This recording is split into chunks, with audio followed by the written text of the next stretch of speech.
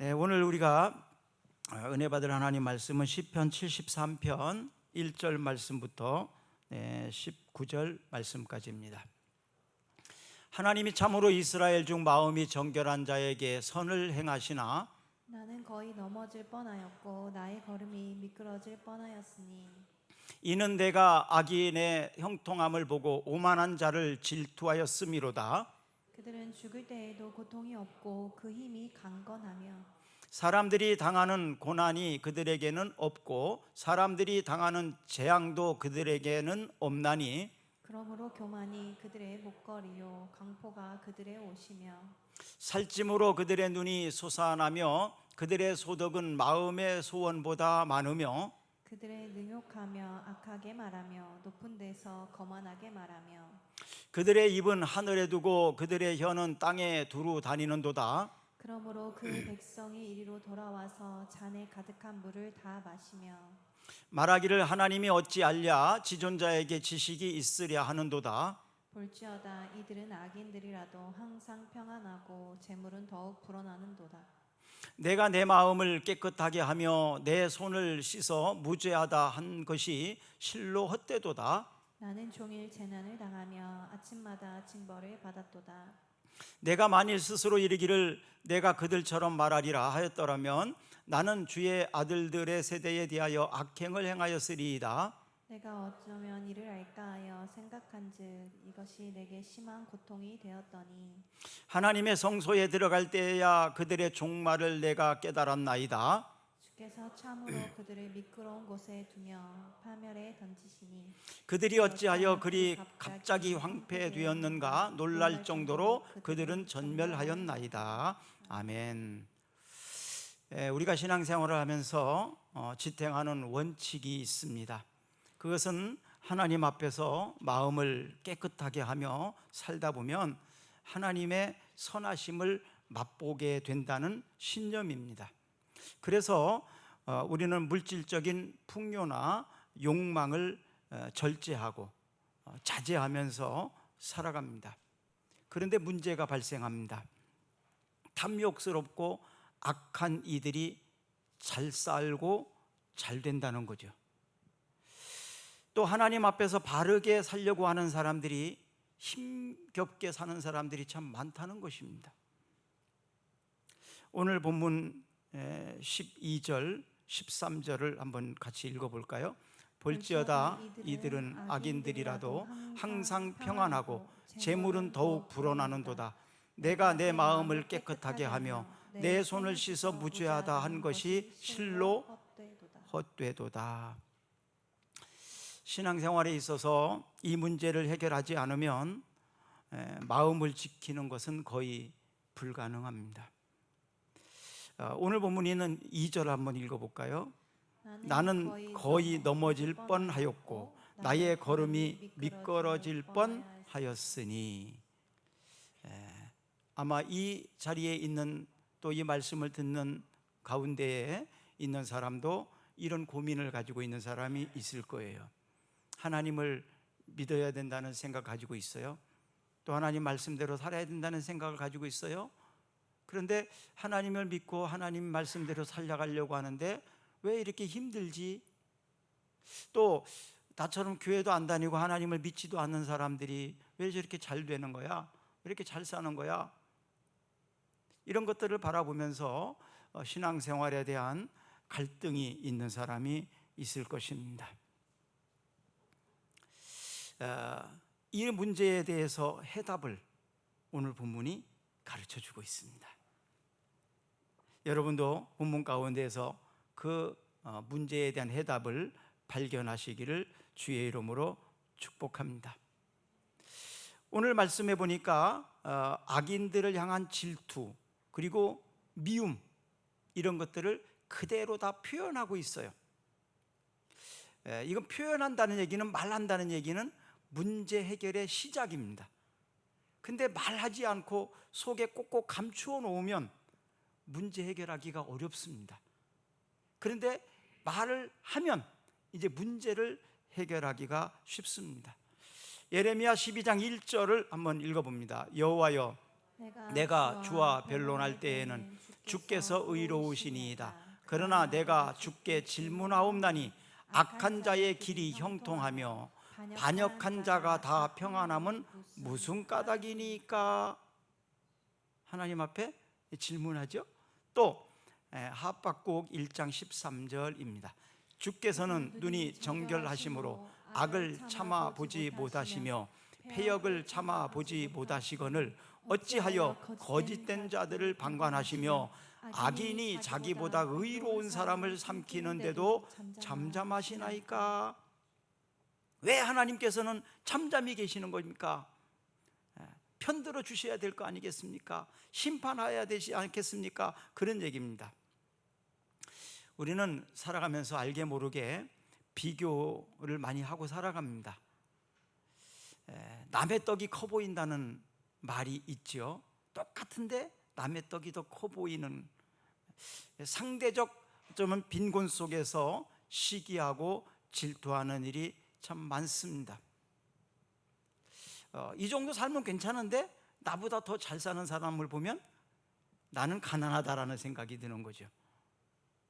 그래서 그런 사람들을 보면서 시기하고 질투심이 생겨나기도 합니다. 3절 한번 또 읽어볼까요? 오늘 보면 이는 내가 악인의 형통함을 보고 오만한 자를 질투하였음이로다. 악인의 형통을 보고 오만한 자를 질투했다. 저들은 양심껏 살지도 않고 하나님 앞에서 바르게 살려고 하지도 않고 하나님을 믿지도 않는데 왜 저렇게 잘 사는 거야? 왜 저렇게 잘 되는 거야? 그런 것을 보면서 질투심이 생기기도 하고 그런 거죠. 자, 이런 것들이 이제 본문에 계속 기록이 많이 되어 있는데 악인들의 삶에 특별한 고난이 없어 보인다는 거예요. 그것을 4절부터 9절까지 계속 기록을 하고 있습니다. 한번 읽어보겠습니다. 그들은 죽을 때에도 고통이 없고 그 힘이 강건하며, 죽을 때도 고통이 없고 힘이 강건하대요. 또 다음 절, 사람들이 당하는 고난이 그들에게는 없고 사람들이 당하는 고난이 그들에게는 없대요. 또 그 다음에 보니까 사람들이 당하는 재앙도 그들에게는 없나니, 아니 저 사람들은 재앙도 안 당해? 지난주에 큰 재앙들이 많이 있었죠. 인천에서 호텔에서 불이 나가지고 참 너무나 어이없는 사고예요. 그렇죠? 어이없는 사고. 냄새가 나서 방 바꿔달라고 간 사이에 불이 나버린 거죠. 근데 그 사람이 문만 닫고 갔어도, 문을 열어놓고 가는 바람에 방에서 연기 같은 게 막 복도로 확 퍼져버리는 거죠. 방문만 닫고 갔어도 다른 방 사람들이 그렇게 빠르게 피해를 당하지 않았을 텐데, 또 살려고 뛰어내렸는데 매트 위에서 그냥 두 사람이 죽었어요. 오히려 또 일용직으로 일하는 사람들을 태운 봉구차가, 스타렉스가 신호 위반을 했는가 봐요. 그렇죠? 버스하고, 관광버스하고 부딪혀가지고 5명이 죽었죠. 뭐 이렇게 대형 사고들이 났는데 아마 그 죽은 사람들 가운데에도 다 나쁜 사람들일까요? 분명히 이런 선한 사람들이 있을 거예요. 다 예수 안 믿는 사람들이었을까요? 아마 믿는 사람도 있었을 거예요. 왜 그들은 그런 재앙을 당해야 되죠? 뭘 잘못했다고? 그런데 아무런 재앙도 안 당하고 아무런 고난도 안 당하는 참 나쁜 사람들 많잖아요. 요즘에 TV 나오는데 보면 참 나쁜 사람들 많더라고요. 양심도 없는 사람들 참 많아요. 진짜 사람 같지 않은 사람들이 참 많아요. 거짓말을 밥 먹듯이 하고, 사람을 해치고, 사람들을 죽이려고 하고, 거짓말로 모함하고, 막 이런 사람들이 너무너무 많아요, 우리 주변에. 근데 왜 그런 사람들은 재앙을 안 당하는 거죠? 그런 사람들은 왜 떵떵 소리치면서 사는 거죠? 큰 소리 치면서. 그렇게 큰 소리로 자기가 옳다고 주장을 했던 사람이 나중에 밝혀지니까 내가 미처 그때 잘 몰랐다고. 아니, 그것 때문에 당한 사람이 얼마나 많은데, 억울하게. 그것 때문에 죽은 사람도 얼마나 있는데, 억울해서. 왜 그들에게는 고난이 없는 거예요? 왜 그들은 재앙도 안 당하는 거예요? 이런 고민입니다. 또 7절에 보니까 그러므로 교만이 그들의 목걸이요 강포가 그들의 옷이며. 그러니까 그들이 그렇게 살아도 재앙을 안 당하고, 그렇게 살아도 하나님이 벌하지 아니하고, 그러니까 교만해진 거예요. 자기 위에 아무도 없어요. 그리고 강포가 그들의 옷이야. 그 다음에 보니까 살찜으로 그들의 눈이 솟아나며 그들의 소득은 마음의 소원보다 많으며. 그들이 고민이 없으니까, 마음이 편안하니까 살도 막 찌고 부들부들하게 아주 보기 좋고, 또 소득이, 수입이 생각하는 것보다 훨씬 많이 생긴다는 거예요. 그래서 소득은 마음의 소원보다 많으며. 9절에 보니까 그들은 능욕하며 악하게 말하며 눈은 높은데 거만하게 말하며 그들의 입은 하늘에 두고 그들의 혀는 땅에 두루 다니는도다. 한마디로 말하면 악인들의 기고만장한 모습입니다. 그러니까 점점 더 기고만장하고 교만하고 폭력적이고 사악하고, 또 그것을 당연한 것처럼 힘없고 약한 사람들을 무시하고 함부로 짓밟아 버립니다. 원래 법이라는 것은요, 약한 사람들을 보호하기 위해서 있는 거예요. 법이 없으면 약한 사람들은 강한 사람들에게 잡아먹히는 겁니다. 법이 있으니까 약한 사람들이 법의 보호를 받는데, 오늘날 이 시대를 보면 오히려 법을 가지고 약한 사람을 더 힘들게 만드는 걸 참 많이 봐요. 마음에 안 들면 법을 뜯어 고치고, 법으로 힘없는 사람을 더 찍어 눌러서 힘들게 하는, 약한 사람을 보호하는 것이 아니라 오히려 법으로 빠져나가게 하고 법으로 무죄를 자기들이 주장하게 만들어버리는, 참 법을 휘두르는 사람들을 보면 하나님이 이거를 그냥 언제까지 두고 보시렵니까? 시편 73편에서 말한 이 시편 기자의 기도가 우리의 기도가 되는 것을 보게 됩니다. 하나님의 법도를 비웃습니다. 심지어는 사람들에게까지만 그런 것이 아니라 하나님까지도, 하나님의 법까지도 비웃고, 그들의 허세는 분수를 넘어서 오히려 하나님을 향하기도 합니다. 그들의 교만을 막을 자가 없어요. 그들의 교만을 막을 자가 없어요. 이런 모습을 계속 보고 있자 보니, 나는 뭐야? 왜 나는 이렇게 억울하게 당하게만 하는 거야? 나도 한번 같이 싸워야 되지 않겠냐? 그러고 덤비는 거죠. 10절 11절 한번 읽어봅니다. 그러므로 그의 백성이 이리로 돌아와서 잔에는 가득한 물을 다 마시며 말하기를 하나님이 어찌하랴 지존자에게 지식이 있으랴 하는도다. 자, 잠언 24장 1절입니다. 너는 악인의 형통함을 부러워하지 말며 그와 함께 있으려고 하지도 말지어다. 악인의 형통함을 부러워하지 마라. 너는 악인의 형통을 부러워하지 말고 그와 함께 있으려고 하지도 말지어다. 한때는 저도 이런 고민 때문에 많이 힘들어한 적이 있습니다. 그래서 한번 해봐? 막 이런 생각. 그런데 이 말씀이 너는 악인의 형통을 부러워하지 말며 그와 함께 있으려고 하지도 말지어다. 이 말씀이 저를 붙잡았습니다. 또 히브리서 12장 8절 말씀입니다. 징계는 다 받는 것이거늘 너희에게 없으면 사생자요 친아들이 아니니라. 징계를 통해서, 오히려 고난을 통해서 내가 다듬어지고 만들어질 수 있는 거구나. 시인은 하나님의 공의를 의심하며 공공연하게 말할 뻔했습니다. 15절 한번 읽어볼까요? 15절. 내가 만일 스스로 이르기를 내가 그들처럼 말하리라 하였더라면 나는 주의 아들들의 세대에 대하여 악행을 행하였으리이다. 아멘. 이런 말도 안 되는 현장에서 힘들고 어려울 때 말로 아니면 행동으로 같이 싸우면 쌍방이 되는 것입니다. 쌍방폭행이 되는 거예요. 자, 이럴 때 그럼 어떻게 해야 되느냐? 말할 뻔하지 말고 속에서 누르시기를 바랍니다. 분명히 하나님은 악을 심판하신다는 사실, 하나님께서 갚으신다는 사실을 믿기 때문에 견뎌내고 참아내기를 주의 이름으로 축복합니다.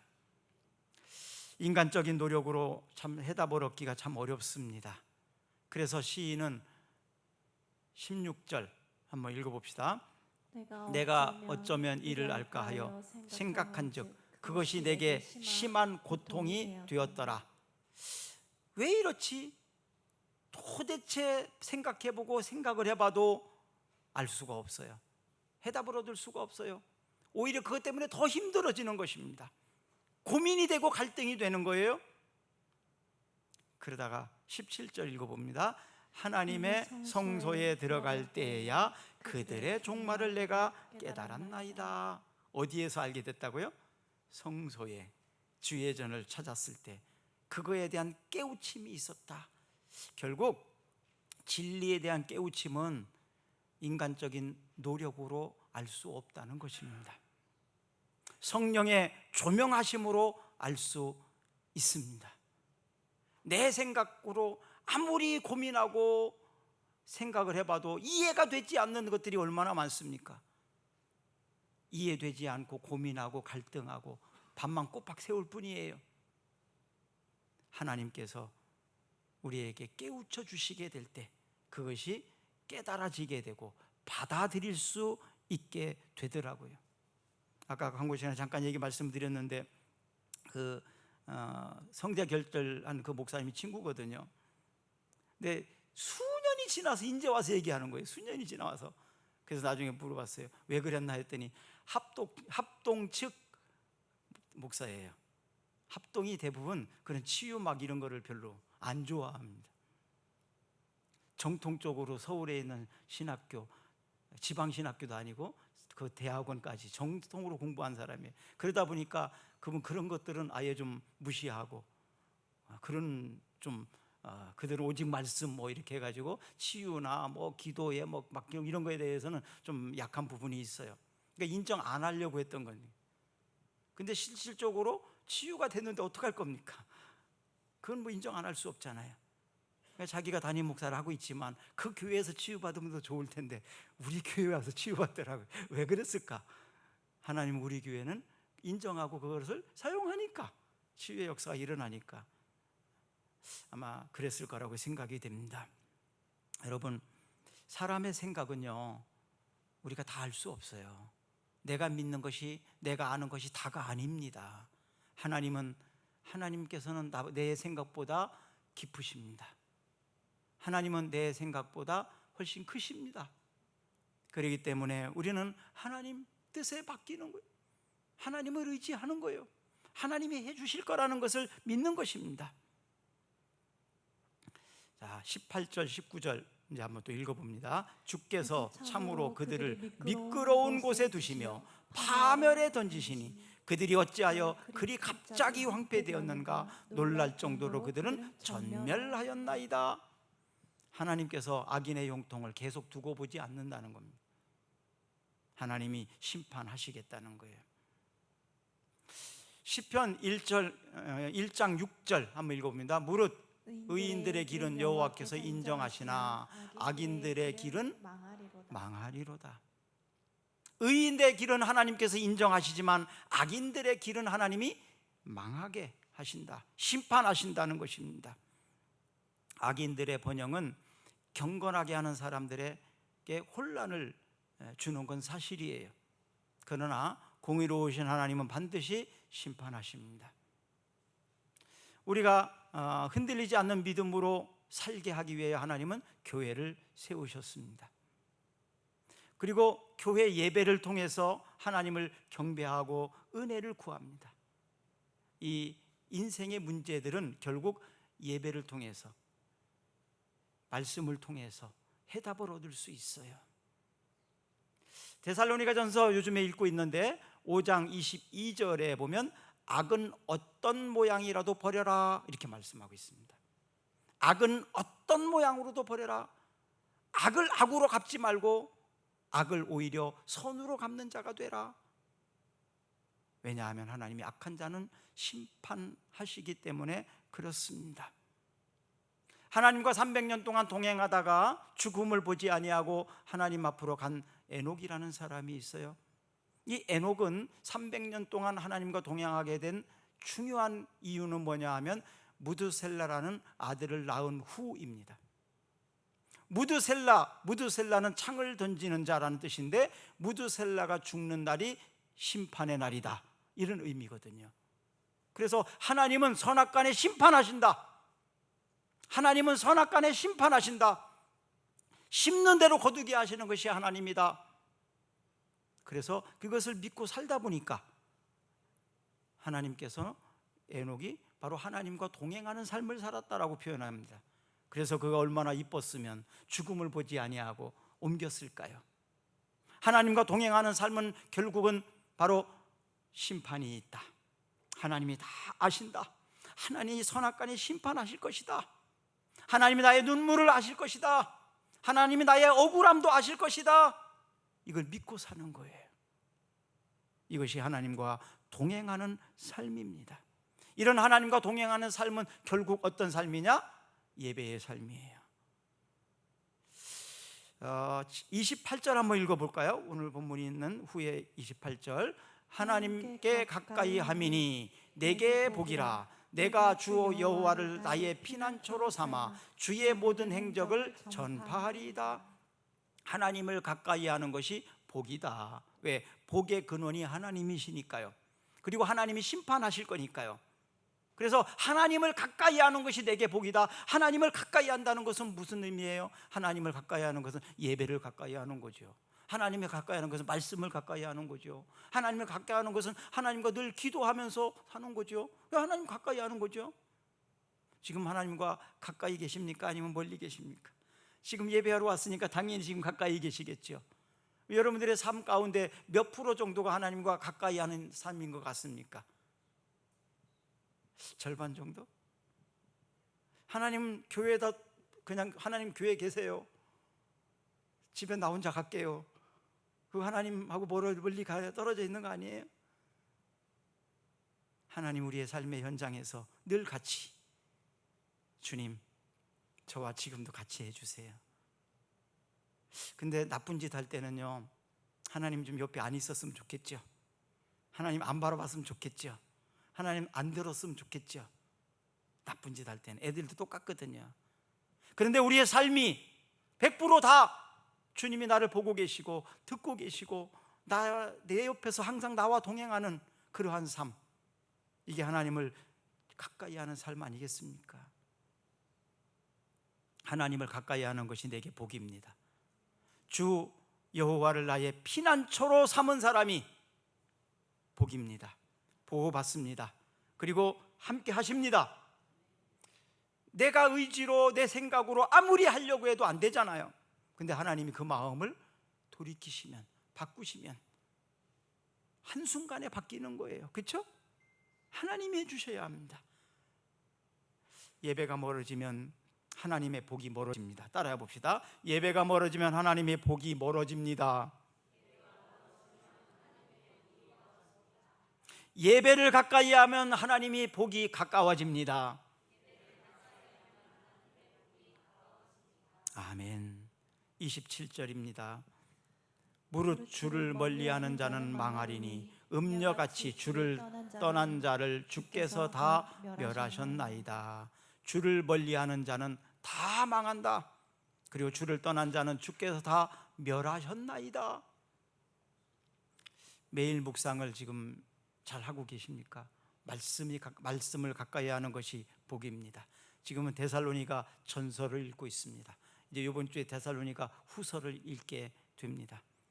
시편 1편 1절에서 3절, 아까 우리 교동문에서 봤던 건데, 복 있는 사람은 악인들의 꾀를 따르지 아니하며 죄인들의 길에 서지 아니하며 오만한 자들의 자리에 앉지 아니하고 오직 여호와의 율법을 즐거워하여 그의 율법을 주야로 묵상하는 자로다. 그는 시냇가에 심은 나무가 시절을 쫓아 과실을 맺어 열매를 맺으며 그 잎사귀가 마르지 아니함 같으니 그가 하는 모든 일이 다 형통하리로다. 시냇가에 심은 나무가 당연히 잘 자라고 열매도 잘 달린다.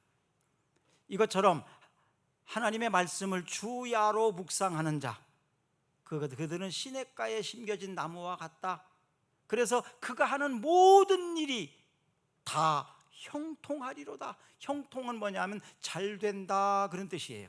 잘 된다. 또 마음 먹은 대로 된다, 그런 뜻이에요. 형통한다는 것은 잘 된다, 마음 먹은 대로 된다, 계획한 대로 된다, 이런 뜻이에요. 여러분들에게도 이 형통이 있기를 축복합니다. 마음 먹은 대로 되기를 축복합니다. 계획한 대로 되기를 축복합니다. 그렇다면 어떻게 해야 될까요? 제가 마음 먹은 대로 좀 잘 되는 사람 중에 하나입니다. 계획한 대로 다 되는 것이 저의 삶이에요. 근데 주변에서 보면 알잖아요. 양 목사님은 계획한 대로 마음 먹은 대로 다 되더라. 맞아요, 그렇습니다. 그 원인이 뭘까요? 마음은 먹을 때, 계획할 때 하나님을 넣고 계획한다는 것입니다. 하나님 무엇을 기뻐하실지, 하나님 무엇을 원하실지, 그것을 늘 생각하면서 계획한다는 거예요. 그런데 안 될 수가 있겠습니까? 잘 될 수밖에 없죠. 여러분, 주야로 하나님의 말씀을 묵상하는 자, 그들이 형통한다. 이래도 하나님의 말씀 묵상하지 않겠습니까? 이래도 안 할랍니까? 물론 묵상하면서 글을 안 올리는 사람도 있을 거예요. 그렇지만 글을 올리는 사람이 더 잘하는 것입니다. 좀 부끄러워도 괜찮아요. 그냥 짧게 짧게라도 올리세요. 그것이 나를 관리하는 비결입니다. 그걸 그렇게 하지 않으면 빼먹어요. 만약에 저도 내가 그렇게 매일매일 그것을 안 올리고 어쩌다 한 번씩 빼먹는다고 생각을 해보세요. 빼먹어도 묵상은 할 수 있어요. 그러나 그것이 반복되다 보면 묵상하는 것 자체도 빼먹습니다. 이것은 나를 관리하는 방법 중에 하나예요. 그래서 항상 비슷한 시간, 같은 시간, 제가 늘 그렇게 하는 이유는 뭐냐 하면 나를 관리하는 거예요. 누구에게 보이려고 하는 게 아닙니다. 나를 위해서, 나 자신을 관리하기 위해서, 나 자신을, 안 그러면 나도 안 할 수 있으니까요. 그래서 말씀 묵상을 다시 좀 힘을 냈으면 좋겠습니다. 요즘 데살로니가는 그 마게도냐에 있는 수도이고요, 로마 제국이 동서로 연결되는 아주 중요 요충지입니다. 그리고 총독이 주재하는 곳이 바로 이 마게도냐입니다. 이 데살로니가가 마게도냐의 수도인 데살로니가, 이 데살로니가는 사도 바울이 2차 전도 여행 때에 전도해서 교회가 세워졌는데요, 이곳에 머문 것은 아주 짧아요. 가장 짧습니다. 3주 동안 머물면서 복음을 전했는데, 그 복음을 듣고 예수 믿게 되고 그리고 교회가 세워지게 됐는데, 이곳에서는 경건한 헬라인들이 그 악한 세상을 보면서 이렇게 살면 안 되는데 이런 마음을 가지고 있다가 사도 바울이 복음 전하는 걸 듣고, 아, 저거다, 저 말씀이 옳다, 그렇게 생각을 하고 이 경건한 헬라인들이 복음을 듣고 예수를 믿게 된 거예요.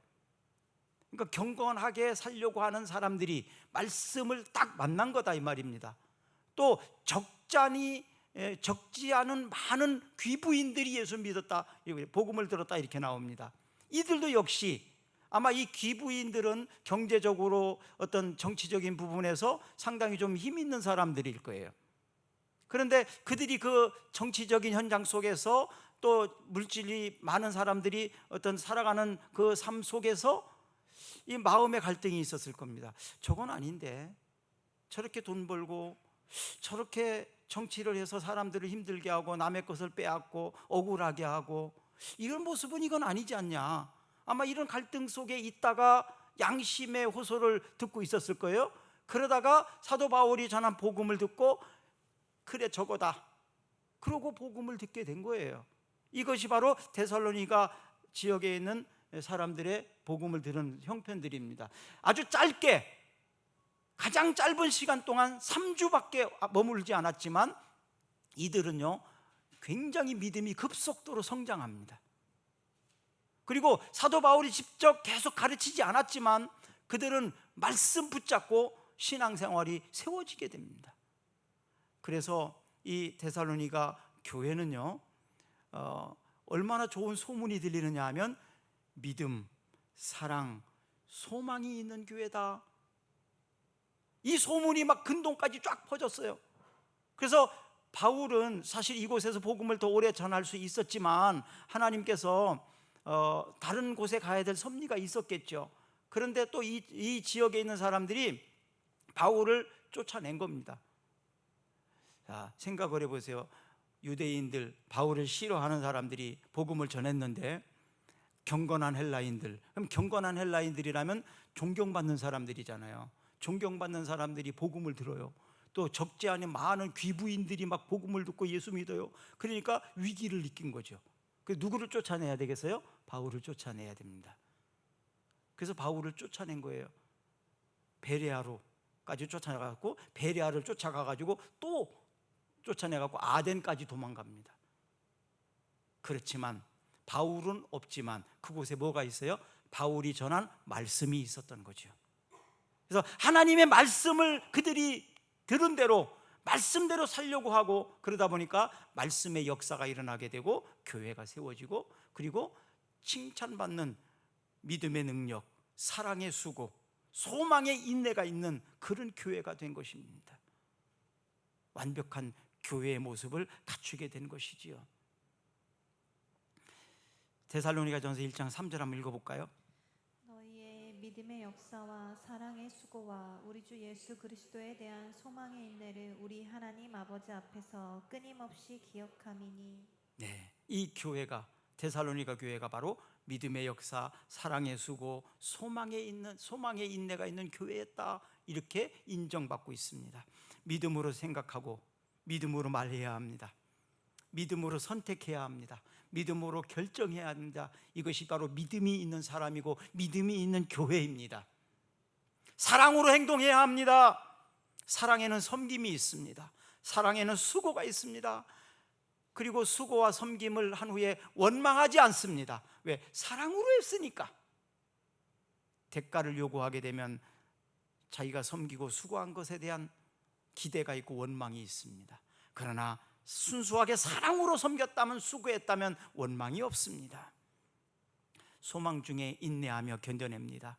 하늘의 상급을 기대하고 주님이 인정하시는 것으로 충분하다. 이것이 바로 주님이 알아주시면 되지, 바로 이런 것이 소망의 인내입니다. 이런 소망을 가진 사람은 참아 견뎌낼 수 있습니다. 억울함을 당해도, 손해를 봤어도 참아낼 수 있습니다.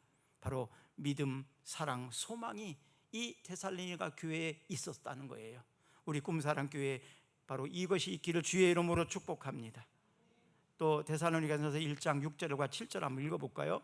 또 너희는 많은 환난 가운데에서 성령의 기쁨으로 말씀을 받아 우리와 주를 본받는 자가 되었으니, 그러므로 너희가 마게도냐와 아가야에 있는 모든 믿는 자의 본이 되었느니라. 데살로니가 교회가 어려움이 없었던 건 아닙니다. 어려움이 있었어요. 환난도 있었어요. 그러나 그들이 성령의 기쁨으로 말씀을 받았다고 말하고 있습니다. 그리고 주를 본받는 자가 되었다고, 그리고 말씀을 전한 사도 바울, 그들이 모범을 보였던 것이지요. 그래서 근동에 있는 많은 사람들에게, 바로 모든 믿는 자에게 본이 되는 교회가 되었다. 먼저 우리 꿈사랑교회의 재직들이, 선생님들이 본이 되시기를 축복합니다. 그리고 우리가 믿는 주님을 저들에게 잘 가르쳐주고 증거해서 모든 성도들이 다 주를 본받는 교회, 우리 꿈사랑 교회가 되기를 축복합니다. 그래서 바울은 미래의 죽음을 현재화하면서 살았다, 이렇게 표현하고 싶습니다. 갈라디아서 2장 20절 잘 아는 대로 내가 그리스도와 함께 십자가에 못 박혔나니 그런즉 이제는 내가 산 것이 아니요 오직 내 안에 그리스도께서 사시는 것이라. 이제 내가 육체 가운데 사는 것은 나를 사랑하사 나를 위하여 자기 몸을 버리신 하나님의 아들을 믿는 믿음 안에서 사는 것이라. 아멘. 우리 기도합시다. 예배의 삶이 건강하면 세상을 이길 수 있습니다. 말씀 속에서 지혜를 얻습니다. 말씀 속에서 힘을 얻습니다. 말씀 속에서 해답을 얻습니다. 그리고 하나님이 주시는 복을 누릴 수 있습니다. 로마에서 개선 장군이 행진할 때 그 옆에 메멘토 모리라고 외치는 노예를 세웠다고 합니다. 메멘토 모리라는 뜻은 죽음을 기억하라, 이런 의미가 있습니다.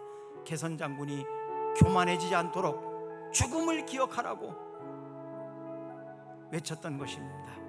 우리는 이렇게 외칩니다. 마라마타, 마라나타, 주님 다시 오십니다. 주님 다시 오십니다.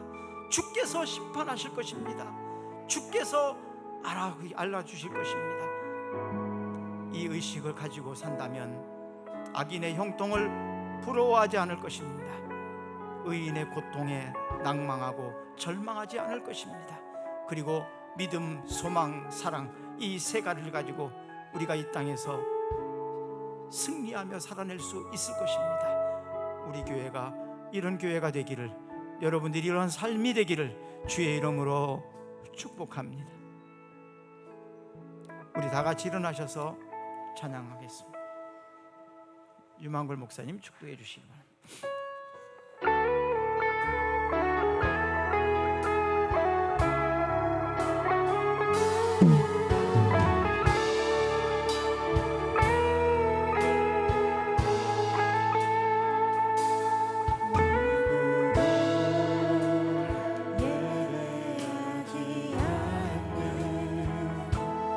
그곳에서